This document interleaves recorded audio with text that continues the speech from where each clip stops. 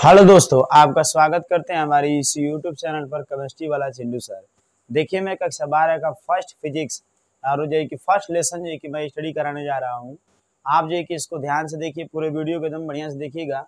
आज आवेश के बारे में पूरे वीडियो को जो है कि मैं क्रिएट करना चाहता हूँ। ठीक है ना, ध्यान से देखिए। आवेश किसे कहते हैं? जैसे हम लोग क्या करते थे ना कि पहले जो है ना कि यानी कि कलम को लेकर के ये कलम, ये बाल में जो तेल रहता था ना, इसी को हम लोग रगड़ते थे ऐसे इसमें ना, रगड़ करके। याद करिए कि उस जमाने में मतलब उस समय में हम लोग क्या करते थे कि छोटे छोटे कागज के टुकड़ों को आप सटाते थे, इसे ना, याद आ रहा है? यानी इसे इसे ऐसे ऐसे ऐसे कर करके रगड़ते थे और उसके बाद छोटे छोटे तिनकों को हम लोग क्या करते, इसे मतलब पास लेके जाते, चिपक जाता था।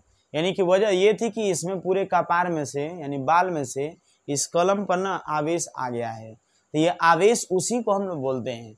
यानी कि आवेश जो होती है, विद्युत आवेश होता है, एक रगड़ाव से आता है। विद्युत आवेश जैसे मान लीजिए ठंड के दिन में हम लोग क्या करते हैं, यहाँ से पूरा एकदम ऐसे ऐसे ऐसे ऐसे खूब तेजी के साथ करते हैं ना। आप जो है कि प्रयोग करके देख लीजिए, आप ऐसे ऐसे करने से ना बहुत काफी मात्रा में जो हाथ की हथेली है बहुत काफी मात्रा में गर्म हो जाती है ना। कांच को अगर रेशम से अगर जो है कि रगड़ते हैं तो वहां पर भी आवेशित हो जाएगा, और वो आवेशित होने की वजह से छोटे छोटे कागज के टुकड़े है ना, यानी कि उसको आकर्षित करने का प्रयास करेगा। फिर जो है कि यहाँ पर ना विद्युत आवेश को हम लोग आवेश कैसे कहें? जैसे यहाँ पर ना एक ना बिल्ली की खाल पर एबोनाइट की छड़ को रगड़ देने से, बिल्ली की खाल से एबोनाइट की छड़ पर आवेश जो है कि आ जाते हैं। यानी बिल्ली की खाल से क्या होते हैं, एबोनाइट जो होते हैं कि आवेशित हो जाता है। देखिए, आवेश जो होते हैं ना कि एक प्रकार का चुंबकीय होता है, यानी कि चुंबक इसमें उत्पन्न हो जाती है, और एक प्रकार का इसमें से आप लोगों को चुंबकीय प्रभाव, और एक होती है विद्युत का प्रभाव। यानी कि चुंबक में ना विद्युत तथा चुंबकीय प्रभाव जो कि उत्पन्न होते हैं, उसी को हम लोग विद्युत आवेश कहते हैं।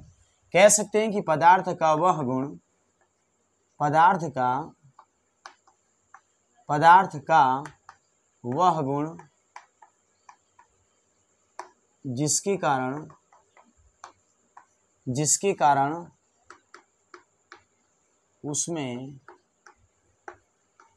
कारण उसमें कौन सी विद्युत तथा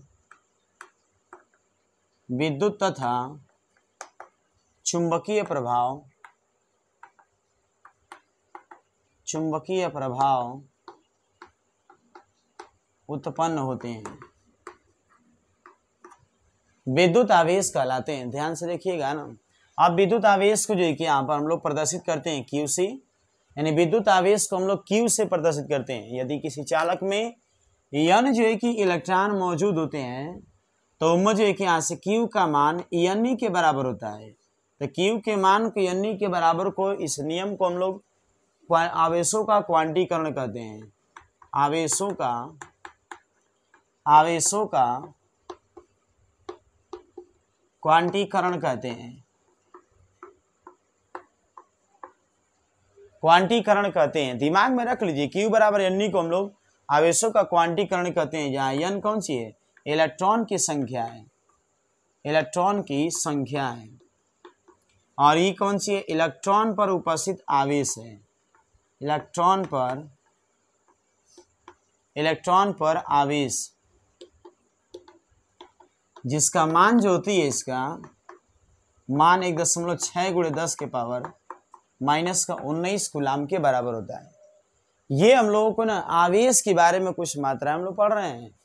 अब आवेश का हम लोग मात्रक देखते हैं और इसकी विमाएं देखते हैं, आवेशों के प्रकार देखते हैं, सब कुछ इसके मान को देखते हुए आगे आगे बढ़ते हैं, देखते हैं। देखिए, अब आवेशों के प्रकार, आवेश जो होते हैं कितने प्रकार के होते हैं, थोड़ा सा ध्यान देते हैं इस बात पर। देखिए, आवेशों के प्रकार,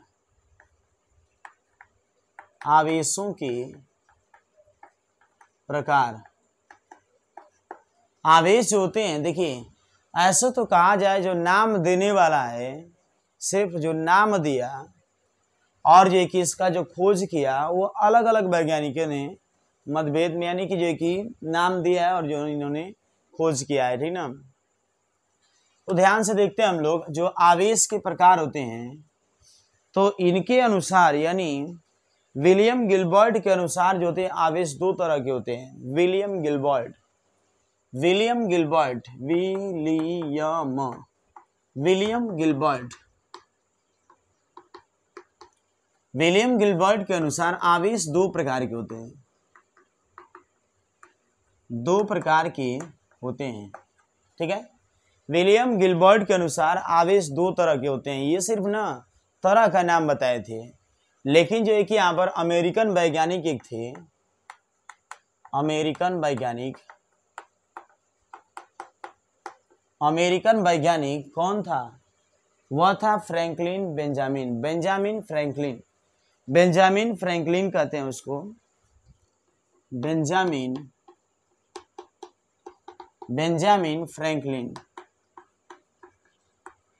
फ्रैंकलिन ने आवेश को ना दो तरह के भागों में डिवाइड किया। ये तो दो प्रकार के बताए थे, लेकिन ये निश्चित नहीं था कि कितने होते हैं। दो तरह के होते हैं, लेकिन ये निश्चित नहीं था कि कैसे होते हैं ना। तो इन्होंने यानी कि नेचर के साथ बताया कि एक होता है धनावेश, दूसरा होता है ऋणावेश, यानी कि जो आवेश होते हैं वह दो प्रकार के होते हैं। यहाँ पर धनावेश और दूसरा होता है ऋणावेश। जहाँ पर इलेक्ट्रॉन की संख्या की कमी होती है वहाँ पर धनावेश की मात्रा होती है, मतलब धनावेश संख्या हम कहते हैं। जहाँ पर इलेक्ट्रॉन की संख्या अधिक होती है वहाँ पर जो है कि उसको हम लोग क्या कहते हैं? ऋणावेश कहते हैं, ठीक ना। दिमाग में ये सब रहना चाहिए। अब देखिए आवेश के ना मात्रक क्या होते हैं, ध्यान से देखेंगे हम लोग। आवेश का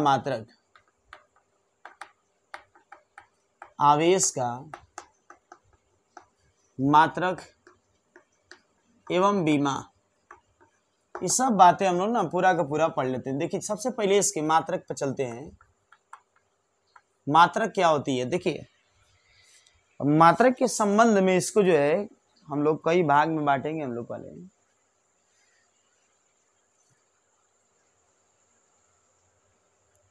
सभी लोग को मालूम है कि जैसे मात्रक जो आवेश का मात्रक होता है Q बराबर IT होती है, ना। तो यहाँ पर एम्पियर सेकेंड तो लिख सकते हैं ना। Q का मात्रक जो होगा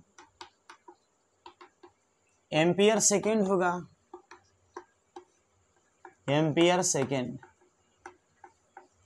लेकिन यह किस क्षेत्र में एम्पियर सेकेंड होगा तो आपको मालूम हम करा दें कि ये जो है कि आवेश का जो मात्रक होती है वह यमकेश पद्धति में ऐसी मान लो, यमकेश पद्धति में कूलाम भी माना जाता है, ठीक ना।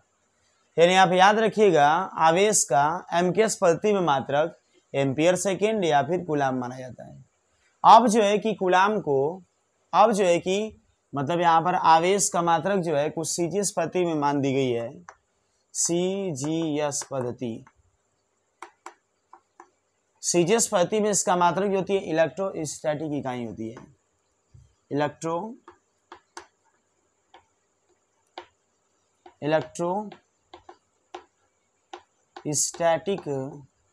इकाई होती है, या फिर स्टेट कूलाम कहते हैं, स्टेट कूलाम। आवेश का सीजीएस पद्धति में जो मात्रक होती है स्टेट कूलाम होती है, दिमाग में रखे रहिएगा। अब जो है कि आप लोगों को बताना चाहते हैं आवेश के प्रकार बताई दिए, आवेश का मात्रक बताई दिए, आवेश का बीमा बताना है। आवेश का बीमा बताने के लिए Q बराबर IT का यूज किया जाएगा, यानी कि इसका जो बीमा निकाल के आएंगे हम लोग, यहाँ पर A बनेगा इसका और इसका बनेगा कैपिटल T, कुल मिला के यहाँ से AT बनेगा, ठीक ना। याद रखिएगा जो वैद्युत आवेश की जो बीमा होती है वह AT के बराबर होती है। अब उसके बाद आते हैं आवेशन की विधियां कितनी होती है। आवेशन की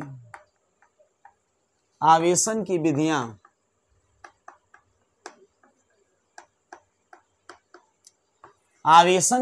जो होती है, देखिए मुख्य रूप से कहा जाए आवेशन की विधियां सिर्फ तीन होती है ना, चालन विधि, प्रेरण विधि, एक होती है घर्षण विधि। याद रखिएगा कभी भी जो आवेशन की विधियां होती है सिर्फ तीन प्रकार की होती है। फर्स्ट इसमें से होती है कौन सी? चालन विधि होती है, चालन विधि। दूसरा होता है इसका प्रेरण विधि, प्रेरण विधि, तीसरा होता है इसका घर्षण विधि। घर्षण विधि देखिए हम सभी लोग को ना पूरा बढ़िया से समझते हैं, पहले समझे रहेंगे तो बहुत ही बेस्ट रहेगा, अन्यथा जो है कि आप नहीं लिख पाएंगे, उम्मीद रखिए पूरा।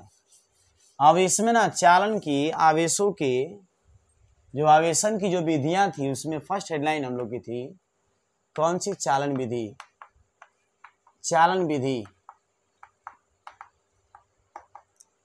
मान लीजिए कि यहाँ पर एक चालक है, इस चालक पर उपस्थित माइनस प्लस माइनस कुछ मात्रा में यहाँ पर उपस्थित है ऐसे आवेश, है ना। ये आवेशित है, एकदम से आवेशित है, ऊपर नीचे दाएं बाएं हर जगह पर आवेशित है इस तरह से।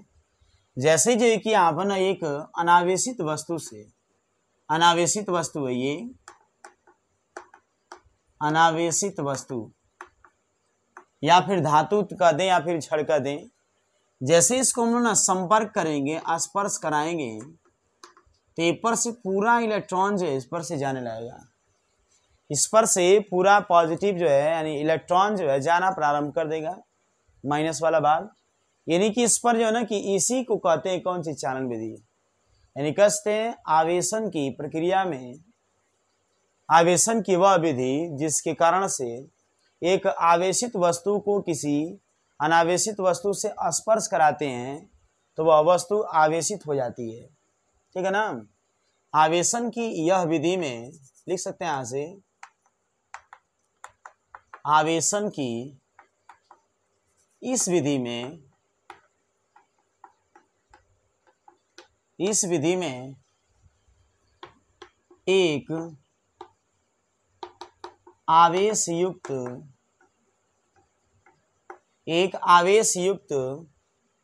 वस्तु को अनावेशित वस्तु से या वस्तु से स्पर्श कराते हैं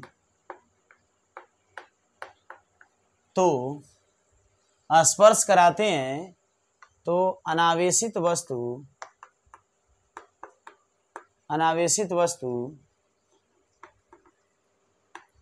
आवेशित हो जाती है, आवेशित हो जाती है। तो इसी क्रिया को हम लोग चालन विधि का प्रयोग करते हैं, ठीक ना। अब देखिए, अब इसके बाद इसका सेकेंड नंबर आता है, कौन सा आता है? सेकेंड नंबर में कौन सा भाग? सेकेंड नंबर में आता हम लोग का प्रेरण विधि। ये होती है वो प्रेरण विधि। देखिए कैसे होती है, ध्यान से देखेंगे इसको। प्रेरण विधि यानी कि कह सकते हैं इसमें से एक आवेशित वस्तु को किसी वस्तु के सामने यानी किसी चालक के सामने रख देने से तो आवेशित वस्तु के ना विपरीत प्रकार के आवेश उस पर दूसरे वस्तु पर आ जाते हैं। तो इस क्रिया को प्रेरण विधि कहते हैं। कैसे? जैसे मान लीजिए कि यहाँ पर उपस्थित ये पर ना प्लस की आवेश है पूरा का पूरा, ये पर ना, और इसके संपर्क में यहाँ पर ना एक वस्तु, जैसे मान लीजिए कि वस्तु एक यहाँ पर उपस्थित है, किसी प्रकार का चार्ज नहीं है ना। जैसे इसको हम नजदीक लेकर आएंगे, इसके यहाँ पर स्पर्श करके ना, स्पर्श ना बस नजदीक लेकर आएंगे तो जस्ट इसके सामने वाले दीवार पर विपरीत प्रकार के आवेश उत्पन्न हो जाते हैं। इस जो है कि विधि को कहते हैं प्रेरण विधि। आप याद रखिएगा, यानी एक वस्तु को, आवेशित वस्तु को किसी दूसरे आवेश रहित यानी आवेश युक्त नहीं, आवेश रहित यानी बिना आवेश वाले वस्तु को किसी दूसरे वस्तु को इसके सामने रख दी जाती है तो आवेश युक्त वस्तु के विपरीत प्रकार के आवेश इस पर दूसरे पर आ जाते हैं। जैसे यहाँ से ए मान लें, इसको बी मान लें, या ए से न वस्तु के जो ए वस्तु है ए पर से जो आवेश होते हैं वहाँ पे बी पर चले जा रहे हैं, यानी ए पर पॉजिटिव है तो ए पर नेगेटिव हो जाते हैं। बस यही प्रक्रिया होती है प्रेरण विधि में ना। फिर उसके बाद आप लोगों को पता है कि घर्षण विधि क्या होती है। घर्षण विधि यानी जब दो वस्तुओं को आपस में रगड़ा जाता है ना, जब दो वस्तुओं को आपस में रगड़ा जाता है तो वह आवेशित हो जाते हैं ना। इस विधि को कहते हैं घर्षण विधि। तो आपके दिमाग में एकदम बैठ गया होगा ये सब विधियां क्या होती है। देखिए इसको जो है ना कि आप लोगों के सामने मैं दे दूंगा, पीडीएफ बना करके आपके डिस्क्रिप्शन बॉक्स में चला जाएगा, कृपया आप उसको जरूर देख लीजिएगा। आप जो है कि अपने कॉपी में जरूर लिख लीजिएगा, कैसे कि कूलाम के नियम को हमको पढ़नी है तो इसको पूरा का पूरा नॉलेज हमको होना चाहिए, ठीक है। अब आज जो है कि फिर जो है कि हम लोग पढ़ने जा रहे हैं आवेशों के गुण क्या होते हैं ना, आवेशों के गुण, आवेशों के गुण, आवेशों के गुण क्या होते हैं जरा ध्यान देंगे हम लोग। उसमें नंबर 1 पॉइंट हम लोग का रहेगा आकर्षण तथा प्रतिकर्षण, आकर्षण तथा प्रतिकर्षण कैसे क्रियाएं होती है, जरा ध्यान से सुनते हैं। देखिए जहां पर ना समान आवेश होते हैं वहां पर कभी भी क्या होती है, प्रतिकर्षण होगा। जहां पर पॉजिटिव चार्ज मिलेंगे मेरे भाई तो उसको कभी भी हम लोग क्या कहते हैं, प्रतिकर्षण कहेंगे ना। जहां पर माइनस और प्लस मिलेंगे विपरीत प्रकार के आवेश वहां पर सदैव की क्रिया आकर्षण की होती है, ठीक है। यहां पर एक बात आप लोग को बता दें, सजातीय आवेश क्या होते हैं, वह आवेश जिसमें एक ही प्रकार के आवेश उपस्थित होते हैं, एक ही प्रकार के आवेश, यानी उम्मस जो है कि माइनस प्लस माने सर माइनस तो माइनस ही रहेगा, प्लस से ऊपर मतलब चार्ज तो प्लस ही रहेगा हमेशा ना, इसे कहते हैं सजातीय आवेश। आपको याद हो जाना चाहिए कि सजातीय आवेशों के बीच में सदैव प्रतिकर्षण की क्रिया होती है, सदैव जो है कि प्रतिकर्षण की क्रिया होती है किसमें, सजातीय आवेश में। और एक होता है विजातीय आवेश, विजातीय आवेश। तो विजातीय आवेश का मतलब कि वह आवेश जिसमें विपरीत प्रकार के आवेश पाए जाते हैं। जैसे विपरीत प्रकार के आवेश माने समझ रहे हैं ना, विपरीत प्रकार के प्रकृति के आवेश, जैसे यहाँ पर इसमें माइनस भी रहेगा तो इसमें प्लस भी रहेगा, दोनों के बीच में प्लस का यानी कि इसमें से आकर्षण की शक्ति होगी, यानी सजातीय आवेशों के बीच में प्रतिकर्षण होता है और विजातीय आवेशों के बीच में कभी भी आकर्षण होता है। याद रखिएगा नंबर 1 पॉइंट गुण को जो है कि हमने बताया है। फिर उसके बाद हम लोगों को मिलता है या फिर हम लोगों को मिलता है यहां से आवेश का संरक्षण, सबसे महत्वपूर्ण पॉइंट है ये, आवेश का संरक्षण।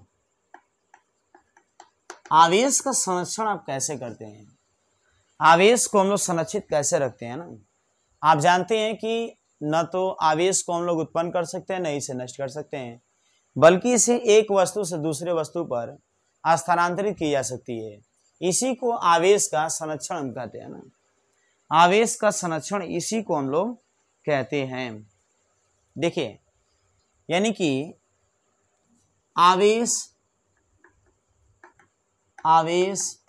न तो उत्पन्न की जा सकती है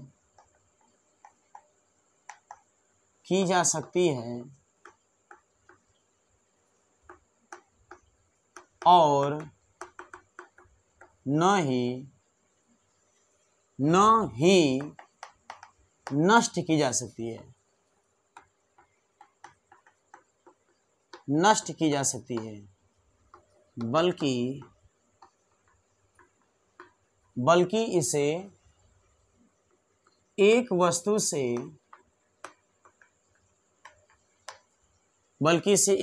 से दूसरे वस्तु पर स्थानांतरित किया जा सकता है,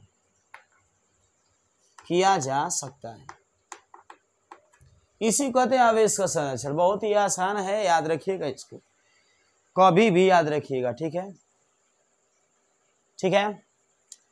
फिर उसके बाद जो है कि हम लोग का आता है अब आगे आवेशों का क्वांटीकरण। आवेशों का क्वांटीकरण क्या होता है, देखिए ध्यान से देखिए, आवेशों का क्वांटीकरण क्या होती है। आवेशों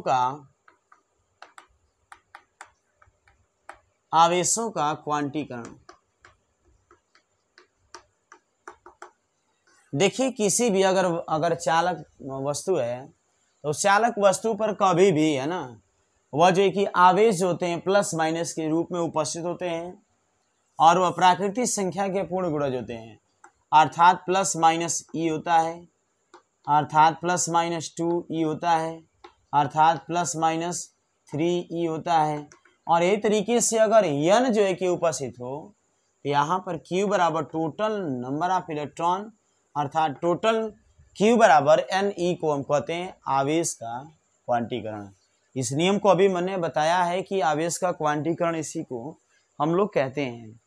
ठीक है, दिमाग में रख लीजिए।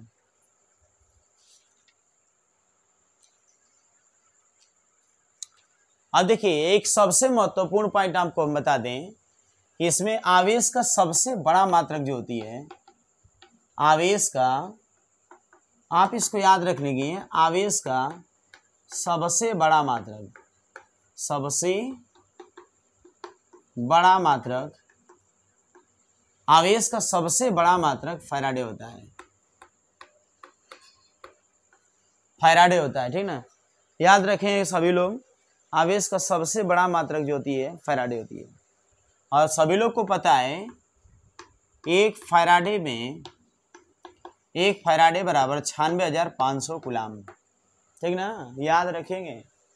और इसका जो है कि मान को निकालने के लिए अगले वीडियो का आप इंतजार कीजिए। तब तक के लिए धन्यवाद।